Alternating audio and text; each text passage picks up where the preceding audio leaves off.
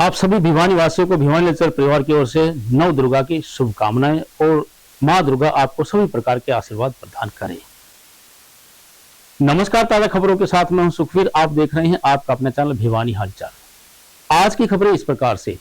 सोमवार को नगर परिषद भिवानी के परिसर में हाउस मीटिंग का आयोजन किया गया। इस अवसर पर नगर विधायक घनश्याम सराफ, एडीसी अनुपमा अंजलि व नगर परिषद चेयरपर्सन प्रीति भवानी प्रताप सिंह ने शहर में 100 करोड़ रुपए के विकास कार्यों को मंजूर करते हुए अनअप्रूव्ड कॉलोनीज को अप्रूव करने, पंजाबी धर्मशाला व ज्योतिबा फुले के नाम से चौक बनाने का प्रस्ताव को मंजूरी दी गई है। VO1 आपको बता दें कि नगर परिषद हाउस मीटिंग में विधायक घनश्याम सराफ व DMC एवं ADC अनुपमा अंजलि भी पहुंची। मीटिंग में सबसे पहले शहर में अनअप्रूव्ड कॉलोनियों को अप्रूव करने से संबंधित प्रस्ताव रखा गया, जिसको सभी पार्षदों व अधिकारियों ने बिना किसी बाधा के पास कर दिया। 54 कॉलोनियों के अनअप्रूव्ड हिस्से की पेमिंग के आधार पर अप्रूव के लिए रिपोर्ट शहरी निकाय को भेजी जाएगी। इसके बाद CM घोषणा के तहत पर पंजाबी धर्मशाला के लिए जमीन का चयन करना व जमीन फाइल कर धर्मशाला बनाने का एजेंडा मीटिंग में रखा गया। इस संबंध में प्रस्ताव पास कर अधिकारियों को उचित जगह तलाशने के लिए निर्देश दिए गए हैं। मीटिंग में चेयरपर्सन प्रतिनिधि एवं भवानी प्रताप सिंह ने रेवेन्यू रिकॉर्ड के अनुसार जहां तक जोन पाल व लोहर क्षेत्र शहर आता है उस क्षेत्र तक नगर परिषद की सीमा बढ़ाए जाने की मांग रखी गई। आज नगर परिषद की ये बैठक थी, सभी पार्षद इसमें आए हैं। हमारे प्रधान और एक प्रधान प्रतिनिधि या पार्षद भी कह दें, क्योंकि इस काम में दोनों ऑप्शन खुले रखे गए हैं, जिसके माध्यम से ये कमेटी का काम भी आगे चल रहा है।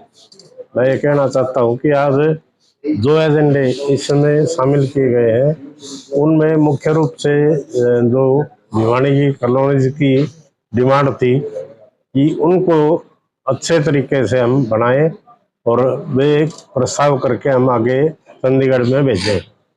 तो ये डिमांड हमारी पूरी हो गई है। आज नगर परिषद ने जितनी भी डिमांड अपनी रखनी थी जो कॉलोनियों की, वो सारी रखी है। एक तो ये बात पूरी हुई है। एक लाइट की समस्या कई दिनों से थी, हमने डिमांड करके करीब 15,500 लाइटें मंगाने का लिए अपनी डिमांड रखी है।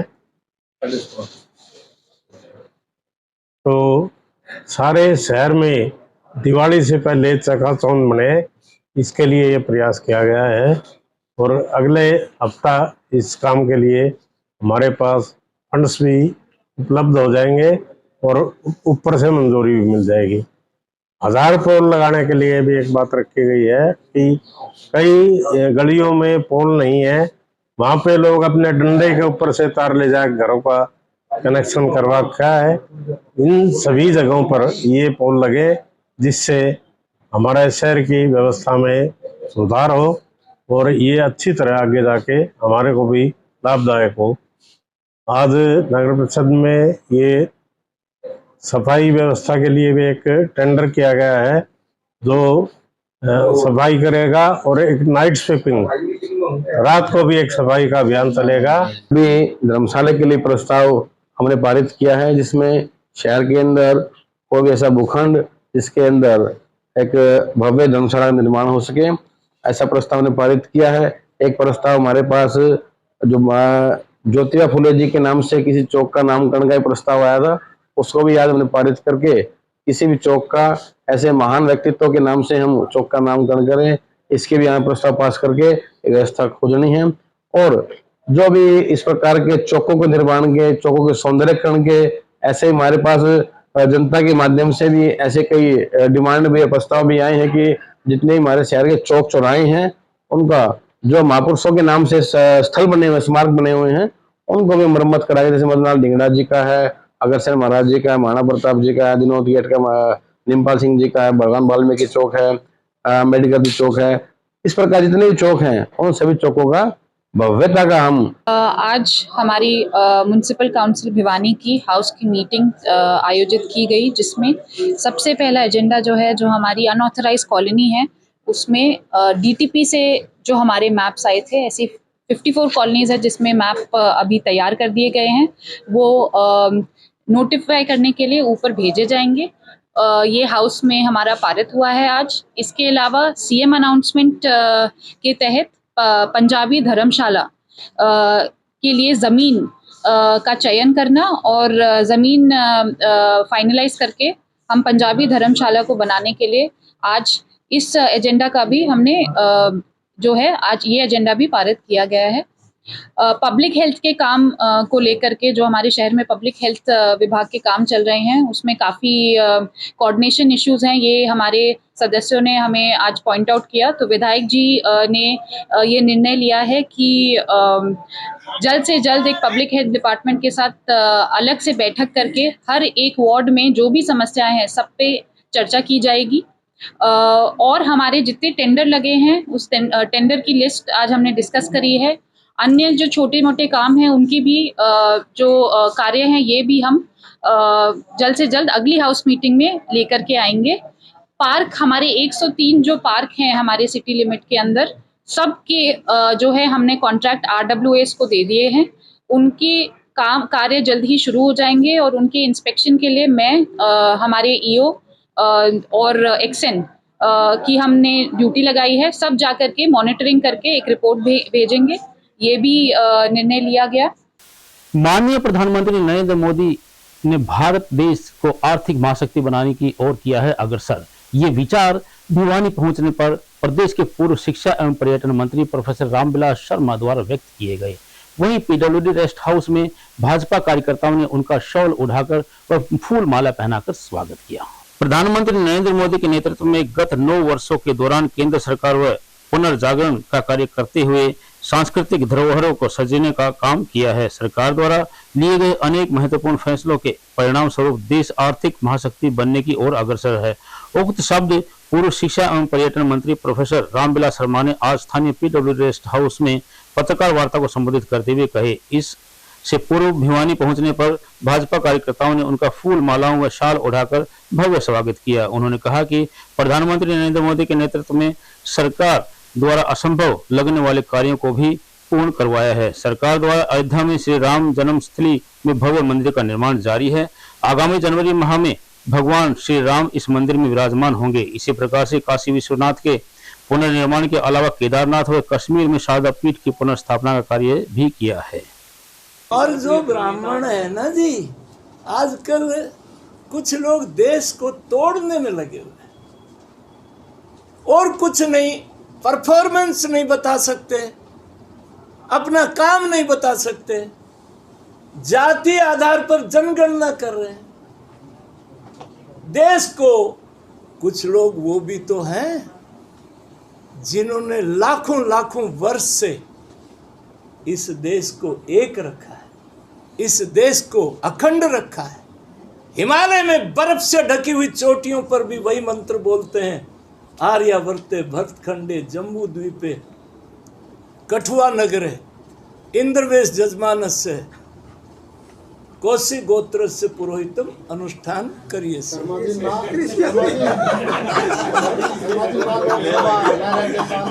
देखिए, मैं बहुत गहरी, अजय सैनी बहुत गहरी बात कर रहा हूं। अरे ये देश,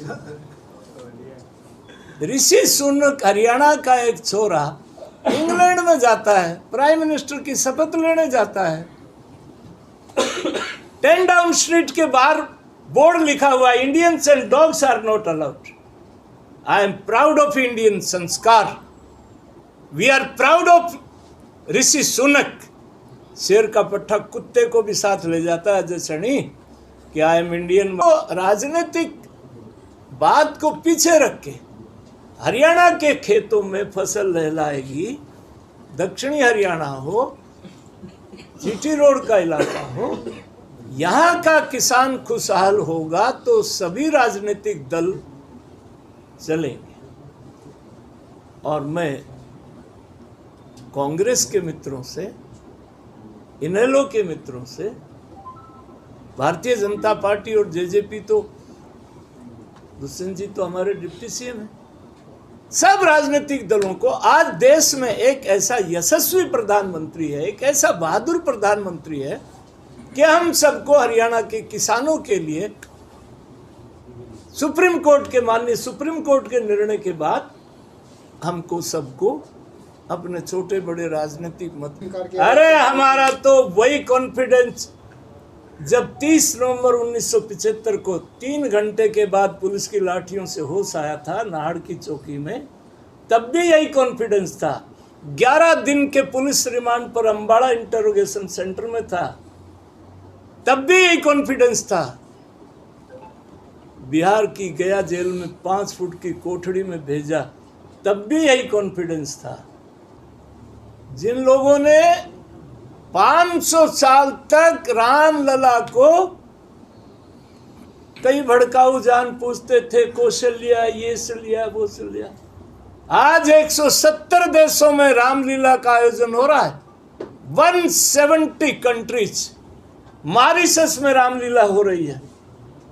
ट्रिनिडाड का प्राइम मिनिस्टर हनुमान चालीसा खुद पढ़ता है। 170 देशों में भगवान राम की लीला का मंचन हो रहा है।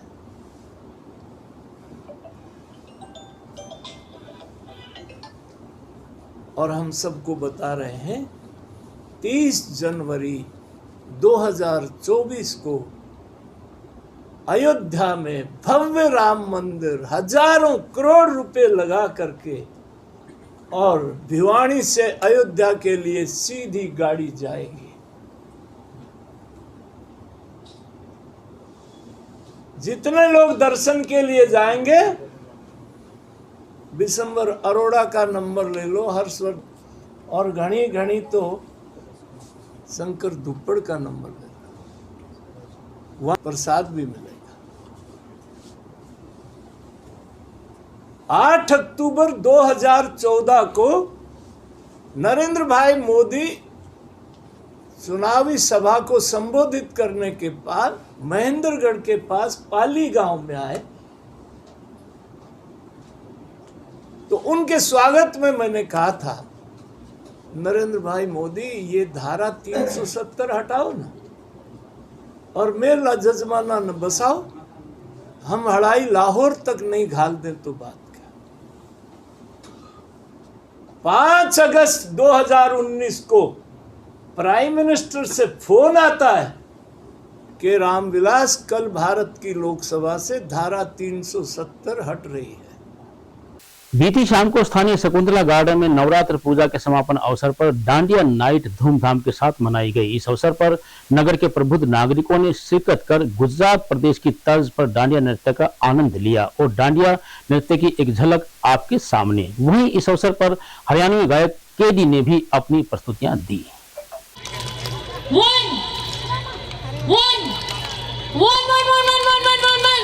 क्या बात है, ऐसे ही खेलना है मस्ती में।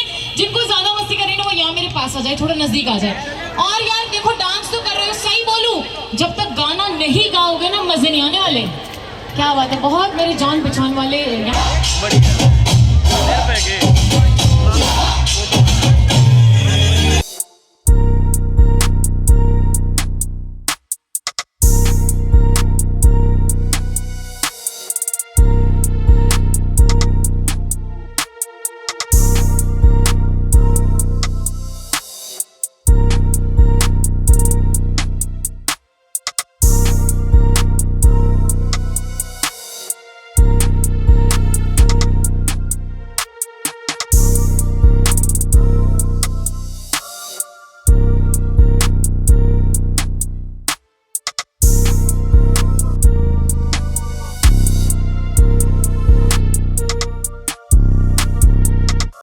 जो भी टैलेंट है, एजुकेशन के साथ अगर और भी साइड बाई साइड जो भी टैलेंट है, तो आजकल सोशल प्लेटफॉर्म है बहुत सारे, इंस्टाग्राम है, यूट्यूब है, फेसबुक है, अपने दिखाओ और आगे बढ़ो गई। बिल्कुल जो फिल्म आ रही है हरियाणा में भी बन रही है जी, कितना फायदा मान रहे हो? क्या जी, कितना फायदा होगा हिंदी फिल्मों में जो हरियाणा लेकर आ रही है? बिल्कुल बिल्कुल बहुत ज्यादा फायदा होगा इससे। तो एक एम्प्लॉयमेंट का भी मतलब काफी फर्क पड़ेगा, लोगों को अच्छा रोजगार मिलता है। क्योंकि अगर एक सॉन्ग जब शूट होता है तो उसमें कम से कम 30-40 लोगों की एक टीम होती है, ये कम से कम बताया, तो 30-40 लोगों को एक साथ रोजगार मिलना एक बहुत बड़ी बात होती है। सोमवार को भाजपा के प्रदेश अध्यक्ष ओम प्रकाश धनखड़ का जन्मदिन कार्यकर्ताओं ने मंडल स्तर पर अत्यंत उत्साह के साथ मनाया। उनके जन्मदिन पर सभी 16 मंडलों में उनकी दीर्घायु की कामना करके केक काटकर एक दूसरे को बधाई दी गई। वहीं इस अवसर पर जिला अध्यक्ष शंकर धूपड़, प्रदेश उपाध्यक्ष ठाकुर विक्रम सिंह, जिला महामंत्री शिव कुमार पाराशर, हर्षवर्धन मान इत्यादि ने भी उनके 63वें जन्मदिन पर उन्हें बधाई दी। इस अवसर पर सभी कार्यकर्ताओं ने कहा कि ओम प्रकाश धनखड़ ने भारतीय जनता पार्टी को बहुत ज्यादा आगे पहुंचा दिया है। इससे पहले कोई सोच भी नहीं सकता था कि एक ही दिन में 3 संसदीय क्षेत्र में एक ही दिन में रैलियां आयोजित की जा सकती है। हरियाणा जैसे प्रांत में पन्ना प्रमुख सम्मेलन किया जा सकता है। इसी अवसर पर उन्होंने कहा कि धनखड़ जी कार्यकर्ताओं से कैसे काम करवाते हैं वो भली भांति जानते हैं। उनका एक वाक्य हर कार्यकर्ता को मोटिवेट करता है। कार्यकर्ताओं को प्रेरित करते हुए वह हमेशा कहते हैं कि पुरुषार्थ का सुख सबसे बड़ा सुख होता है। काम करने से जो खुशी मिलती है वह किसी दूसरी चीज से नहीं मिलती। सभी कार्यकर्ताओं और पदाधिकारियों ने कहा कि ओम प्रकाश धनखड़ ने कृषि मंत्री रहते हुए किसानों के हित में अनेक कार्य किए हैं। आज बहुत ही यशस्वी और कर्मशील अध्यक्ष हमारे बीजेपी के हरियाणा प्रदेश के श्रीमान ओम प्रकाश धनखड़ जी का 63वां जन्मदिन भिवानी भाजपा कार्यालय में सभी भाजपा के कार्यकर्ता मना रहे हैं बहुत हर्षोल्लास के साथ। और सभी ने हवन किया है। हवन में मांगा है, भगवान से प्रार्थना की है कि श्रीमान ओम प्रकाश धनखड़ जी का स्वास्थ्य बहुत अच्छा रहे और दीर्घायु रहें और उन्हें राजनीति में और भी ऊंचाइयों तक पहुंचाए, शीर्ष नेतृत्व करते जाएं। यही सबकी मांग है, यही सबकी भगवान से प्रार्थना है। आज का यज्ञ में मैं यजमान रहा, इस बात की भी मुझे खुशी है। और यहाँ यज्ञ करके मेरे गार्डन शकुंतला गार्डन में हमने इस उपलक्ष्य में खाना भी रखा है, तो सभी का खाना वहाँ पर है। सभी वहाँ पर भोजन प्राप्त करेंगे, प्रसाद ग्रहण करेंगे और उसके बाद हम श्रीमान ओम प्रकाश धनखड़ जी का जन्मदिन मनाने के लिए बादली भी जाएंगे। यह सभी ने प्रण किया। आज भारतीय जनता पार्टी के समस्त कार्यकर्ता यहाँ माननीय प्रदेश अध्यक्ष ओम प्रकाश धनखड़ जी का जन्मदिन मनाने के लिए इकट्ठे हुए हैं। आज का दिन बड़ा ही महत्वपूर्ण है क्योंकि एक ऐसा नेतृत्व हमारे बीच में है। आज ऐसा प्रदेश अध्यक्ष हमारे पास में है जिनके निर्देशन में, जिनके आदेशों से, जिनके बताए अनुसार भारतीय जनता पार्टी के कार्यकर्ता वो काम कर रहे हैं आज जो आज तक कभी नहीं हुआ। चाहे वो पन्ना प्रमुख सम्मेलन रहे हो, चाहे वो शक्ति केंद्र त्रिदेवों का सम्मेलन रहा हो, चाहे वो जो आपने देखा एक ही दिन में 3 लोकसभा क्षेत्रों की एक जो जनसभाएं जो हुई, ऐसा बहुत जबरदस्त जो काम हुआ है।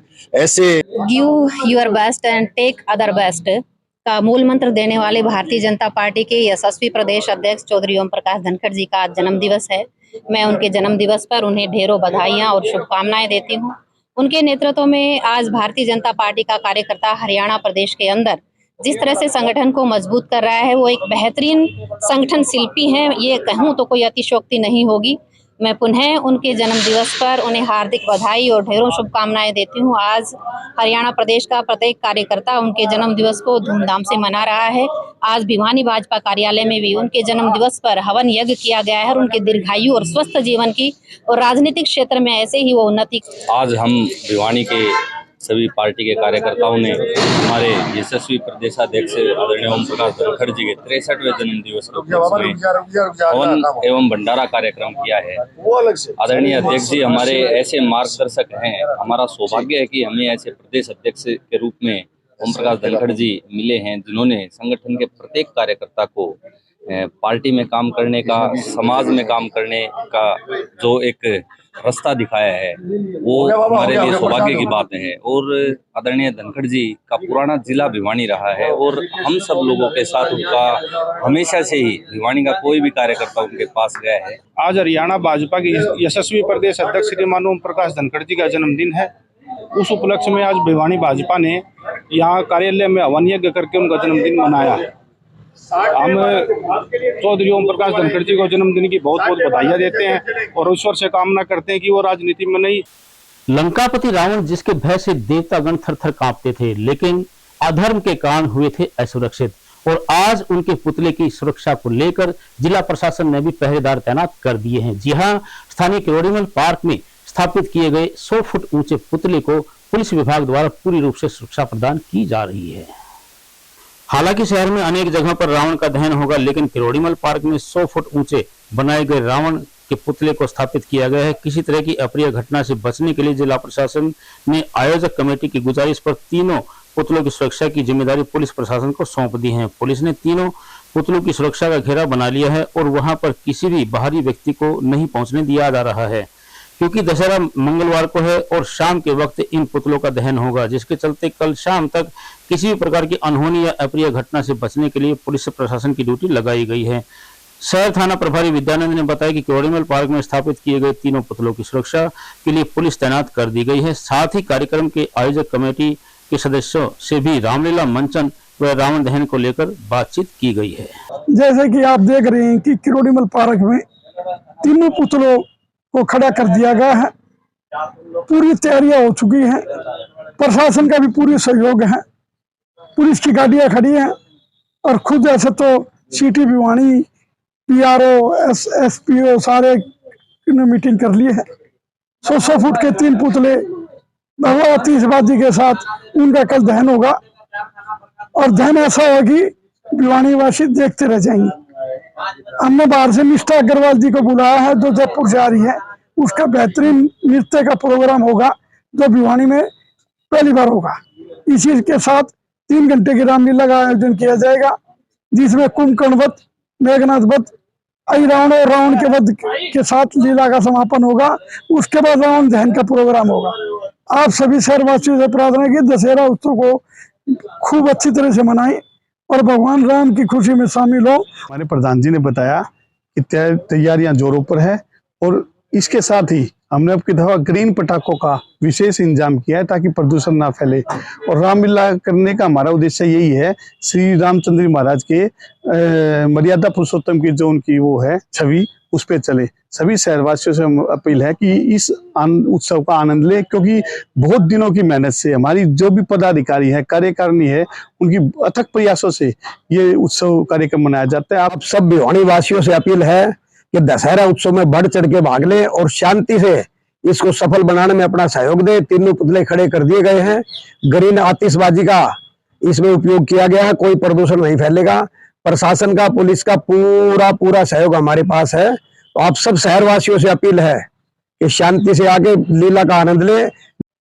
कल रावण दहन के उसमें पुलिस के भी पुख्ता इंतजाम किए गए हैं, उसकी तैयारी के लिए ही हम यहाँ आए हैं और आयोजकों से भी मीटिंग की गई है, जिसमें उनको निर्देश दिए हैं कि जो व्यवस्था है, जो उनके वॉलंटियर हैं और जो आने जाने के आम पब्लिक के जो एग्जिट है, एंट्री है, उसको पूर्ण रूप से व्यवस्थित करके तैयार करवाया जाए।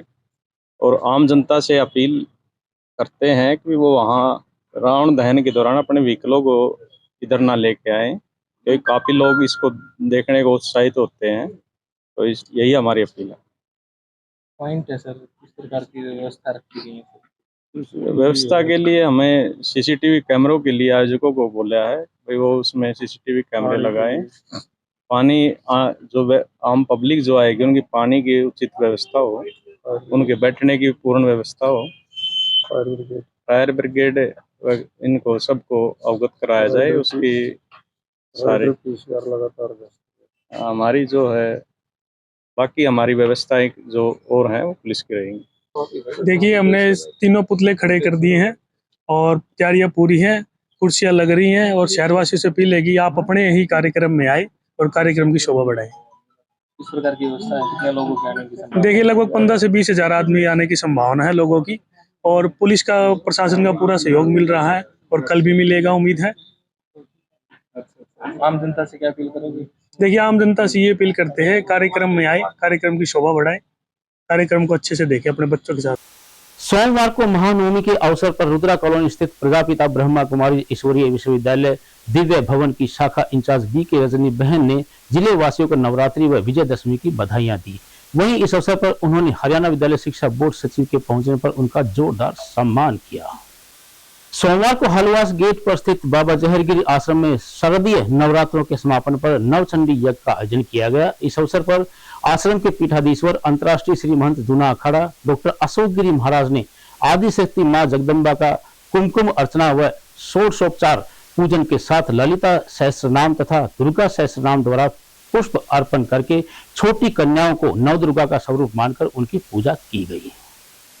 इस अवसर पर हरियाणा विद्यालय शिक्षा बोर्ड सचिव का भी सम्मान किया गया। उन्होंने कहा कि विश्व की अनोखी संस्था है जो महिलाओं द्वारा संचालित है और शांति के लिए कार्यरत है। मैं उनके वर्षों से ब्रह्मा कुमारी आश्रम से जुड़ी हुई हूँ और यहाँ आकर मुझे सत्य ज्ञान व शांति की अनुभूति होती है। आज नवरात्रि के इस शुभ अवसर पर मुझे आत्मिक शक्तियों का जो ज्ञान मिला उसके लिए मैं ब्रह्मा कुमारी संस्था की आभारी हूँ। मैं बार बार यहाँ आती रहूंगी। और इस अवसर पर नगर मंडल अध्यक्ष विनोद चावला ने भी नवरात्रि में विजयदशमी की शुभकामनाएं दी।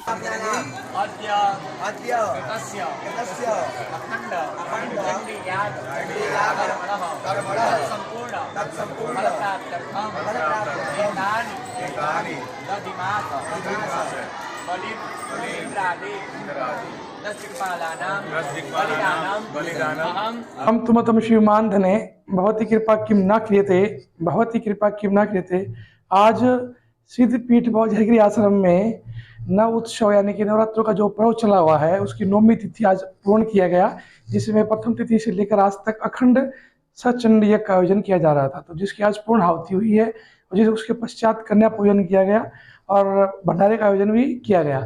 कन्या पूजन हम कन्या पूजन इसलिए करते हैं कि कन्या जो है वो सृष्टि की निर्माण करने वाली शक्ति है। और आज एक बहुत बड़ी हिंदुओं में कमी आ रही है कि हम कहीं ना कहीं अपने लोभवश या अपने अहंकारवश या मंद बुद्धिवश कन्या को पेट में ही मार दे रहे हैं। अगर नवरात्रि पूजन करने हैं सभी, मैंने देखा कि बहुत भीड़ थी यहाँ पर और हर दिन रही 9 दिन तक, और यहाँ यानी पूरे शक्तिपीठों में रही। उन शक्तिपीठों में कोई तो ऐसा होगा जिसने कन्या का हत्या की होगी, कन्या भ्रूण किया होगा। सच में अगर नवरात्रि उपवास करते हैं, साधना करते हैं तो शक्ति को गर्भ में खत्म ना करें, वो शक्ति को बाहर आने दे और प्रगति वर्धन करने दे। इस मौके पर अंतर्राष्ट्रीय श्री महंत डॉक्टर अशोक गिरी महाराज ने बताया कि चंडी पाठ यज्ञ का मुख्य उद्देश्य देवी की जागरूकता प्राप्त करना और उनका आशीर्वाद प्राप्त करना है। विशाल ऊर्जा वाली शक्ति का ये वाहक है और देवी माँ सबकी रक्षा करती है। इसके अलावा पूजा वांछित धन और सफलता पाने में मदद करती है। सत्संडी पाठ यज्ञ से मृत्यु की संभावना कम होती है। सत्संडी पाठ यज्ञ का प्रदर्शन चक्रीय पुनर्जन्म से मुक्त होने में मदद करता है और साथ ही यह मोक्ष पाने में भी मदद करता है। नवमी पर सिद्धिदात्री की पूजा की जाती है। अगर पूरी नवरात्रि की देवी की पूजा अर्चना नहीं कर पाए हैं तो नवमी के दिन अवश्य दुर्गा पूजा करें। सिद्धपीठ बौद्धगिरी आश्रम में शिव शक्ति जन कल्याण सेवा ट्रस्ट के द्वारा और अनेक संस्थाएं द्वारा आज बौद्धगिरी आश्रम में प्राज्ञा चक्षु गायन प्रतियोगिता का आयोजन किया गया, जो कि राज्य स्तरीय यानी कि पूरा स्टेट लेवल की प्रतियोगिता आज की गई।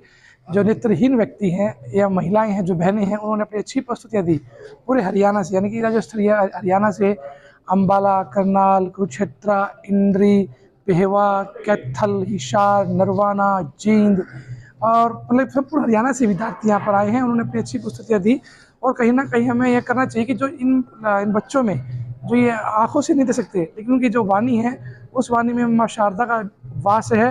और ये हमें एक संकल्प लें कि हम जो भी संस्थाएं हैं इन दिव्यांगों के लिए और प्राज्ञाचक्षुओं के लिए कोई ऐसा उत्साह वर्षण कार्य साल में कराएं जिन इन बच्चों को प्रतियोगिता में आए और इनको अपना जो इन पे जो कलाएं हैं, जो इनमें वाणी है, उसको निखारने का मौका मिलना चाहिए।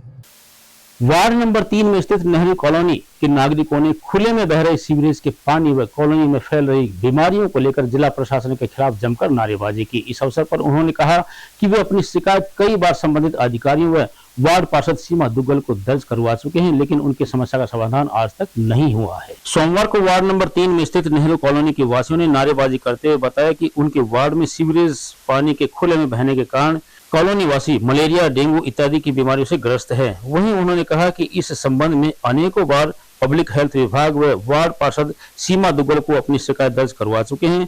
उन्होंने प्रशासन से अपनी समस्या को शीघ्र समाधान करने की मांग की है। ये पानी की परेशानी है साहब, यूएमसी से 20 बार कह चुका, उसने हमारी कोई सुनाई को नहीं करी और आज इस बेस पर आगे ये सारे आदमी खड़े, परेशानी यही है। यूं बीच में ना बोलो जी आप ना बोलो। मेरा नाम रामदेव है, मैं 20 बार एमसी के पास जा चुका हूँ, उसने मेरी सुनाई नहीं करी। ये पानी सीवर का आगे हमारे सब मकानों का आगे। मेरा नाम दीक्षित कुमार है और हमारा वार्ड नंबर 3 है नेहरू कॉलोनी। यहाँ पे सीवरेज के पानी की बहुत ज़्यादा परेशानी है, क्योंकि यहाँ से सीवरेज का लीकेज पानी सारा कॉलोनी के अंदर जा रहा है और इसके कारण हम काफ़ी परेशान हो रखे हैं। पीने का पानी में भी सीवरेज का लाइन का पानी चलता है। हमने एमसी को भी कई बार कह रखा है, लेकिन 3 महीने से कोई भी एक बार थोड़ा बहुत करके चले जाते हैं, फिर वो वैसे ही इस समस्या का हल नहीं कर रहे। अब हम चाहते हैं इसको ठीक करवाया जाए। यहाँ पर वैसे भी बुखार के पेशेंट बहुत ज़्यादा हो रखे हैं। मेरा नाम रोशनी है जी, मैं नहरी कॉलोनी से बोल रही हूँ और 3 नंबर वार्ड है हमारा।